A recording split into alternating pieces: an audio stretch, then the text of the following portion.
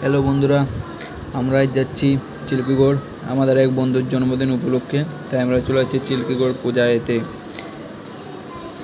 এই যে চিল্কিগড়ের প্রথম গেটে ঢুকে পড়লাম আমরা।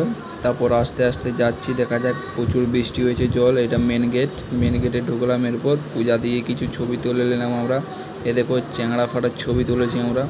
ছবিগুলো কেমন হয়েছে তোমরা কমেন্ট করে জানাবে। চ্যাংড়া ফাটার ছবি তোলার পর আমরা হনুমানের জন্য কিছু খাবার এনেছিলাম, বিস্কুট, কলা। চলো সেগুলো এখন দেবো হনুমানকে।